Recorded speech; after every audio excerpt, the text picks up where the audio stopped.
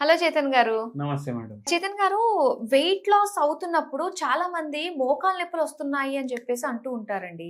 అంటే వెయిట్ ఉన్నప్పుడు మోకాళ్ళ నొప్పులు కామన్‌గా ఉంటూ ఉంటాయి. కానీ వెయిట్ లాస్ అవుతున్నప్పుడు కూడా మోకాళ్ళ నొప్పులు ఎందుకు ఎక్కువ అవుతాయంటారు అసలు? మన దగ్గరే మనం ట్రీట్మెంట్ ఇస్తాం మేడం. వెయిట్ లాస్‌కి, మోకాళ్ళ నొప్పులకి. హుహు. ఇట్లా జడ్చర్ల నుంచి ఒక మేడం వచ్చిర్రు మన దగ్గరికి. హ్మ్.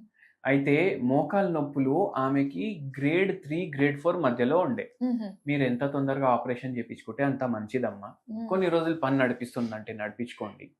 6 నెలల తర్వాతనో, సంవత్సరం తర్వాతనో, 2, 3 సంవత్సరాల తర్వాతనో మీకు చాలా ఇంకా భరించలేకపోతున్నారంటే రండి మేము చేసేస్తాము అని ఆల్రెడీ వాళ్ళకి జెప్పిండ్రు. హ్మ్. అయితే మన దగ్గరికి వచ్చిండ్రు. హ్మ్. 12 ఏండ్ల నుంచి మోకాళ్ళ నొప్పులున్నాయి. అబ్బా! హ్మ్. అయితే మనం ఒక్కటే అడిగినాం. హ్మ్. బరువు ఒక 15 ఏండ్లకెళ్ళి పెరుగుతుందా? హ్మ్. హ్మ్. అవును సార్ పెరుగుతుంది. దాని తర్వాత మోకాళ్ళ నొప్పులొచ్చినాయా? హ్మ్. వచ్చినాయి. ఈ బరువు పెరగడం కన్నా ముందు గర్భసంచి తీపిచ్చుకున్నారా అనేసి అడిగినా. హ్మ్. అవును సార్ తీపిచ్చుకున్నాం అన్నారు. ఓకే. ఎందుకంటే ఇట్లా బ్లీడింగ్ ఆగట్లేదు. ఓహ్! టైంకి అయితలేదు. ఎక్కువ బ్లీడింగ్ అయితుంది. హుహుహు. అందుకే తీపిచ్చుకున్నాం. దీన్ని హిస్టెక్టమీ అంటారు. ఓహ్! గర్భసంచిలో ఏమైనా పుండొచ్చినా, లేకపోతే ఏమైనా ప్రాబ్లమ్ వచ్చినా, బ్లీడింగ్ ఎక్కువ అయితున్నా, వైట్ డిశ్చార్జ్ అసలు కంట్రోల్ అవ్వకపోవడం వల్ల హ్మ్. తీపిచ్చుకుంటారు. హుహు. తీపిచ్చుకున్న తర్వాత ఏమైతదంటే, ఇప్పుడు గర్భసంచి, ఓవరీస్ హ్మ్. 2 ఉంటాయి. హ్మ్. ఇవి తీపిచ్చేసినంక చాలామంది ఈ మధ్య మీరు గూడా వింటూనే ఉంటారు. హ్మ్. మీ పిన్ని వాళ్ళు గానీ, లేకపోతే మీ అత్తయ్య సైడ్ వాళ్ళ చుట్టాలు గానీ, "అరే! మాకిట్లా గర్భసంచిలో ప్రాబ్లమ్ అయింది. తీపిచ్చుకున్నామనేసి." వెరీ కామన్‌గా ఆ! అండి. ఆ! వెరీ కామన్ గదా! అవును. అయితే దాని వల్ల పోస్ట్ మెనోపాజల్ ఆర్థరైటిస్ అనేది ఒకటుంటది. అంటే ఓహ్! ఏంది అంటే, ఏదైతే పీరియడ్స్ ఆగిపోతాయి గదా! హ్మ్. దాని తర్వాత కొందరు లేడీస్‌కి కొన్ని ఏండ్ల తర్వాత ఆర్థరైటిస్ ఒస్తది. ఓకే. ఎందుకు హార్మోన్స్ చేంజ్ అయిపోతాయి హ్మ్. బాడీలో. మేల్ హార్మోన్స్ పెరిగిపోతాయి. ఫీమేల్ హార్మోన్స్ తగ్గిపోతాయి. ఓకే. దానివల్ల పోస్ట్ మెనోపాజల్ ఆర్థరైటిస్ ఒస్తది కొందరికి. ఓహ్! ఈ పేషెంట్ ఏజ్ వచ్చేసి 54 55 ఉండే. హ్మ్. బరువు ఏమో ఎక్కువుండే. హ్మ్. 15 ఏండ్లు బ్యాక్ ఏమో తీపిచ్చేసిండ్రు. హ్మ్. అంటే ఎంత అప్పుడు ఏజ్ 38 40 ఉండే. హుహు. మెనోపాజ్ ఏదైతే 50కి వస్తుండే హ్మ్. అది 35 38కే వచ్చేసింది. ఎందుకొచ్చేసింది? ఓహ్! ఇంకా గర్భసంచి లేదు, ఓవరీస్ లేదు. లేవు. ఆ! అంటే ఏంది? మెనోపాజే గదా! అవును. 50కి అయిందనుకోండి. ఓకే. 65కో, 70కో ఆర్థరైటిస్ వస్తది. హ్మ్. కానీ మనం ఇక్కడ మొత్తమే తీసేసినాము. అవును. దాంతోటి హార్మోనల్ ఇంబాలెన్స్ గూడా అయిపోయింది. హ్మ్. మెనోపాజ్ అయితే ఓవరీస్ పోవు. ఇక్కడ హుహు. ఓవరీస్ గూడా ఎళ్ళిపోయినాయి గదా! హ్మ్. అవును. అయితే ఏమైతది? అది 70కి వచ్చే ఆర్థరైటిస్ 35లోనే తొందరగా 40లోనే వస్తది. 40కి వచ్చేస్తది. హ్మ్. బరువు పెరిగిపోతది బాడీలో. హ్మ్. ఇప్పుడు కొందరు ఏం చేస్తారు? స్టెరాయిడ్‌లు వాడతారు. హ్మ్. అయితే వాళ్ళకు డాక్టర్లు చెప్పేసి ఇస్తారు. అరే! ఇట్లా స్టెరాయిడ్‌లు వాడడం వల్ల మీకు బరువు కొంచెం పెరగొచ్చు. హ్మ్. కానీ మీ శరీరం యాక్టివ్‌గా ఉంటుంది. మీకు నొప్పుల ప్రాబ్లమ్ ఉన్నా ఇట్లా మీ శరీరం కొంచెం మీకు మంచిగా అనిపిస్తది. ఆ! కానీ దీనికి చాలా సైడ్ ఎఫెక్ట్‌లు గూడా ఉంటాయనేసి చెప్పేసి ఇస్తారు. హ్మ్. కానీ ఈ హార్మోన్స్ ఉంటాయి గదా! మేల్ హార్మోన్స్ గాని, ఫీమేల్ హార్మోన్స్ గాని హ్మ్. ఇవి స్టెరాయిడ్‌లు. ఓకే. దీనివల్ల ఏమైతది? ఇవి ఇంబాలెన్స్ అయితాయి. హ్మ్. ఇంబాలెన్స్ అయితే ఇట్లా ప్రాబ్లమ్ అయితది. హుహు. ఈ పేషెంట్‌కి గూడా అట్లా అయింది. హుహు. సార్ నేను 5 నిమిషాలు గూడా నిల్చోలేకపోతున్నా. హ్మ్. మా చుట్టాల ఇంట్లో ఫంక్షన్ ఉంటది. ఇప్పుడు మహబూబ్‌నగర్‌లో ఫంక్షన్ ఉంది. హ్మ్. లేకపోతే అచ్చంపేటలో ఫంక్షన్ ఉంది. లేకపోతే నల్గొండలో ఫంక్షన్ ఉంది. నాకు పోవాలంటే సిగ్గు అనిపిస్తుంది. హ్మ్. పోలేరు అని గాదు. మా దగ్గర బండుంది, డ్రైవర్ ఉన్నాడు అన్నీ ఉన్నాయి. కానీ పోవాలంటే నాకు సిగ్గనిపిస్తుంది. "ఏందే నీకేమైంది? హ్మ్. చెప్పు ఇట్లా ఎందుకు అయిపోతున్నావు? హ్మ్. ఆ! ఇంత అబ్బా! నీ బాధ మేము భరించలేకపోతున్నాం" అనేసి సింపతి చూపిస్తున్నారు నాకు. హ్మ్. అది నాకు నచ్చలేదు. అందుకే ఈ ఫంక్షన్‌లొద్దు, ఈ గోల వద్దు, బంద్ మొత్తం నేను ఏడికెళ్తలేను. హ్మ్. దీనితోటి ఏమైపోయింది పేషెంట్‌కి ఒక లోన్‌లీనెస్ స్టార్ట్ అయితది. హ్మ్. లోన్‌లీనెస్ అంటే ఒంటరితనం. అవును. నేను ఈడ ఎళ్ళలేకపోతున్నా, ఆడికి పోతే వాళ్ళిట్లా అంటారు. జర ఫీలింగ్ వచ్చేస్తది గదా! హ్మ్. మళ్ళా దానికన్నా ముందు గర్భసంచిలో ప్రాబ్లమ్ అయింది. దానికన్నా ముందు ఏమైనా టెన్షన్ ఉందా అడిగినాం. హ్మ్. ఇప్పుడు ప్రాబ్లమ్ ఏంది? గర్భసంచిలో రోగం రావడం. ఆ రోగం ఎందుకొచ్చిందో ప్రాబ్లమ్ మనం అడగడం. ఓకే. హ్మ్. అవును సార్. మా బాబు కొంచెం మాతోటి మాట్లాడడం బంద్ జేషిండు. దానికి కూడా మనకి గర్భసంచిలో ప్రాబ్లమ్ ఒస్తది. అలాంటి స్ట్రెస్‌కి కూడా మనకి ఇందులో ప్రాబ్లమ్ ఆ! ఉంటుందా? అబ్బా! ఒస్తది. అయ్యో! హాస్టల్‌లో ఏసినాం అప్పుడు. ఆహా! మాటలే బంద్ జేషిండు. ఓకే. ఎంత బాధ ఉంటది. దాంతోటి ఇది వచ్చింది. సరే ఆయన హాస్టల్ అయిపోయింది. 10థ్, ఇంటర్ ఏదో అయిపోయింది. దాని తర్వాత మళ్ళా ఇంటికొచ్చేసిండు.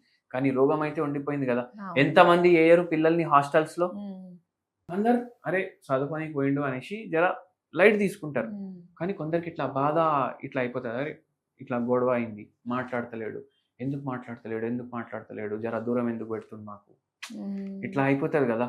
పోతే వాడు చక్కగా మాట్లాడకపోవడం, ఇట్లా బాధ, అమ్మ బాధ ఉంటది కదా, మీకు అవును. కూడా తెలుసు. ఉమ్, అయితే అట్లా బాధపడి గర్భసంచిలో ప్రాబ్లం ఓ. అవుతుంది. అంటే దీని వల్లనే అవుతుంది అని కాదు, కానీ ఇట్లా ఇలాంటి chances. ఆ, బాధ వల్ల ఇట్లా అవుతుంది. okay. మళ్ళా దాని తర్వాత తీపిచ్చుకోవడం, ఉమ్, ఇట్లా నొప్పులు స్టార్ట్ అవ్వడం, బరువు పెరగడం, ఉమ్, బరువు పెరిగితే మళ్ళా మోకాలు నొప్పులు పెరిగితే ఇట్లా ఒక ఇన్సెక్యూరిటీ ఫీల్ అవ్వడం, అరే నేను వాళ్ళతో మాట్లాడను, ఆడికి వెళ్తే నాకు బరువు ఎందుకు పెరుగుతున్నావు అని అడుగుతారు, ఉమ్, మోకాలు నొప్పులు ఎందుకు ఉన్నాయని అడుగుతారు, ఉమ్, ఏమైనా కట్టె పట్టుకొని తిరగాలి నా 54-55కి, ఉమ్, ఇవన్నీ స్ట్రెస్. దాంతో ఇంకా పెరగడం. ఉమ్, మనం మందులు ఇచ్చినాం, ఓకే. ఆపరేషన్ లేకుండా నొప్పి తగ్గడం స్టార్ట్ అయింది. ఉమ్, కానీ ఏమైపోయింది తెలుసా మీకు, కొన్ని రోజులు బరువు కూడా తగ్గింది, ఉమ్, నొప్పి కూడా తగ్గింది. ఓకే. మళ్ళా తర్వాత జర పెరుగుతుంది డాక్టర్ నొప్పి ఉమ్, అనేసి అన్నారు. ఎందుకు పెరుగుతుంది, ఏమేమి తింటున్నారు అనేసి అడిగినాం. ఉమ్, ఇప్పుడు మనం ఏం చెప్తాం, మందు ఇస్తాం ఉమ్, బరువుకి, ఏమని చెప్తాం, ఎంత తినాలనిపిస్తే దానికి సగం తినండి, ఉమ్, ఏది తిన్నా ఇంట్లో తినండి, ఉమ్, మళ్ళా కొద్దిగా ఫ్రైడ్ ఐటమ్లు ఎక్కువ తినకండి. ఓకే. ఈ రూల్ పాటించాలి ఖచ్చితంగా. ఉమ్, మీకు బై ఛాన్స్ రోగం ఉన్నా రోగం లేకున్నా ఈ రూల్ మాత్రం పాటించాలి. ఉమ్, ఏం చేస్తారు కొందరు, ఇప్పుడు ఈ పేషెంట్ కూడా అది తప్పు చేసి ఉమ్, ఏం చేసిండ్రంటే, బిర్యానీ తినాలనిపిస్తుంది, ఉమ్, చికెన్ బిర్యానీ బయటికి వెళ్ళి, ఇంట్లోకి వెళ్ళి కాదు, బయటికి వెళ్ళి తినాలనిపిస్తుంది, ఉమ్, తెప్పించుకుంటా, సగం తింటా. ఉమ్, బయటకు వెళ్ళి తెప్పిస్తే ఏముంటుంది, ఆర్టిఫిషియల్ ఫుడ్, అవును. కలర్స్ ఉంటాయి, ఎసెన్స్ ఉంటుంది, స్మెల్ రావడానికి ఏజెంట్స్ యాడ్ చేస్తారు, టేస్టింగ్ కోసం ఎక్స్ట్రా ఏదైనా యాడ్ చేస్తారు, ఓవర్ కుక్ చేస్తారు ఫుడ్ని బయట. ఉమ్, ఇప్పుడు మిర్చి బజ్జీ బయట రోడ్ మీద తింటే క్రిస్పీ ఉంటుంది, ఉమ్, ఇంట్లో చేసుకుంటే ఉంటుంది అట్లా మ్మ్. ఉండదు. ఎందుకు, ఓవర్ కుక్ చేస్తున్నారు దాన్ని, మ్మ్. బ్రౌన్ చేస్తారు మొత్తం, ఉమ్, ఇంట్లో అట్లా ఉండదు. రాదు. అయితే ఇంట్లో తింటే న్యూట్రిషన్ ఉంటుంది, ఉమ్, బయట ఇవన్నీ ఎక్కువ కుక్ చేయడం వల్ల, ఆర్టిఫిషియల్ ఫ్లేవరింగ్ సబ్స్టెన్సెస్ వల్ల మన పేగులు న్యూట్రిషన్ అబ్జర్వ్ చేసుకోలేకపోతారు. ఉమ్, ఏమవుతుంది, కాల్షియం డెఫిషియన్సీ. ఇప్పుడు మనం తినొద్దు బయట అని చెప్పినాం, ఉమ్, కానీ తాగొద్దు అని ఎవరికి చెప్పం కదా. అవును. థమ్స్ అప్లు తెప్పించుకోవడం, ఓ. కోకా కోలాలు తెప్పించుకోవడం, ఉమ్, ఈ జ్యూస్ డబ్బాలు తెప్పించుకోవడం. ఉమ్, అరే మాకు ఒకసారి డైటీషియన్ని ఎక్కడో కలిసినాము, జ్యూసులు తాగమన్నది, ఉమ్, తాగుతున్నాం. ఏం జ్యూసులు అంటే డబ్బా జ్యూసులు, దాంట్లో ప్రిజర్వేటివ్స్ ఉంటాయి, కలర్స్ అవును. ఉంటాయి. ఉమ్, ఇప్పుడు నేను ఒకసారి క్రేన్ బెర్రీది డబ్బా ఆర్డర్ చేసిన. ఉమ్, చూడండి, ఒక లిమిట్ లో ఎప్పుడైనా మనం తాగి ఇట్లా ఎంజాయ్ చేయాలి అనుకుంటే ఏం తప్పు లేదు. ఉమ్, తాగి అంటే జ్యూసులు. అదే. ఆ. ఉమ్, అయితే ఇట్లా జ్యూస్ డబ్బా తెప్పించిన, 100 రూపాయలకి వచ్చింది. ఉమ్, నేను ఆలోచించిన, అరే పెద్ద కంపెనీ, మళ్ళా ఆహా, క్రేన్ బెర్రీ 600 నుంచి 1000 రూపాయలు కిలో ఉంటది. ఉమ్, వీడు 100 రూపాయలకి 1 లీటర్ ఇస్తుండంటే 3-4 కిలో అయితే క్రేన్ బెర్రీ పోవాలి కదా దాంట్లో. ఉమ్, తిప్పేసి ఇంగ్రీడియంట్స్ చూసినా నేను, ఉమ్, ఏమనుంది తెలుసా, క్రేన్ బెర్రీ సిరప్ 1%. ఓ. అంటే ఏంది అర్థం, మనం ఏమని అనుకొని తీసుకుంటున్నాం, అది ఏముంది, ఉమ్, అవునా కాదా. అవునండి. అయితే అట్లా ఉంటది బయటికి వెళ్ళి, అందుకే ఇవి తెప్పించుకొని తినడం తాగడం చేయకండి. ఉమ్, ఏ తిన్నా ఇంట్లో తినండి, ఫ్రైడ్ ఐటమ్లు తినకండి, సగం తినండి, మీ బరువు తగ్గుతుంది. ఉమ్, మళ్ళా ఎక్స్ప్లెయిన్ చేసి ఇంకోటి కూడా చెప్పిన, ఉమ్, ఎంత ఫార్ వరకు అయితే అంత మీరు ఆకుకూరలు మీ ఫుడ్ లో ఇంక్లూడ్ చేయండి. ఓకే. ఉమ్, వీళ్ళెట్లు తింటే మంచిది, మంచిది. ఒక పని చేయండి, ఉమ్, జొన్న రొట్టె చేసుకుంటారు కదా, ఉమ్, జొన్న రొట్టె ఇట్లా టప టప టప టప ఇట్లా కొట్టుకొని చేసుకుంటారు కదా, ఉమ్, మీరే ప్రిపేర్ చేసుకోవాలి. ఉమ్, దాంట్లో కూడా ఏదో ఫిజికల్ యాక్టివిటీ అవుతుంది ఉంటుంది. కదా. ఆ, మళ్ళీ దాని తర్వాత అది ముద్ద తయారైతుంది కదా, మొత్తం ఇది పిండిది, ఉమ్, ఎంత అది సైజ్ ఉంది అంత ఏదో ఆకుకూర వేయాలి దాంట్లో, ఉమ్, కొత్తిమీర కానీ లేదంటే మెంతులు కానీ ఉమ్, వేసి మొత్తం పిండిని కలిపేసేయాలి. ఉమ్, అంటే ఒక దాంట్లో చూసుకుంటే మెంతులతోటి మీరు పరాటా చేసుకుంటున్నారు, ఓకే. ఏ పరాటా, జొన్నలతోటి మీరు పరాటా తయారు చేసుకుంటున్నారు, ఉమ్, కానీ దాంట్లో కాల్షియం ఉంటుంది, మినరల్స్ ఉంటాయి, ఉమ్, విటమిన్స్ ఉంటాయి, అవి కూడా పోతాయి, అవునా కాదా. అవును. మళ్ళీ దాని తర్వాత పప్పు చేసుకుంటే ఆకుకూరలు వేసుకోండి, ఉమ్, ఒకరోజు కొనగంటి కూర, ఒకరోజు తుమ్మి కూర, ఉమ్, ఒకరోజు పాలక్ కూర, ఇట్లా ఎక్కువ క్వాంటిటీ వేసుకొని ముద్దపప్పు లాగా తయారు చేసుకొని ఏదో ఆకుకూర వేసుకుంటే దాంట్లోకి వెళ్ళి కూడా కాల్షియం పోతుంది, ఉమ్. పప్పులో కూడా కాల్షియం ఉంటుంది, ప్రోటీన్ ఉంటుంది, అది కూడా పోతుంది. హోల్సమ్ న్యూట్రియంట్స్ అన్ని కూడా అందుతాయి మనకి. ఆ.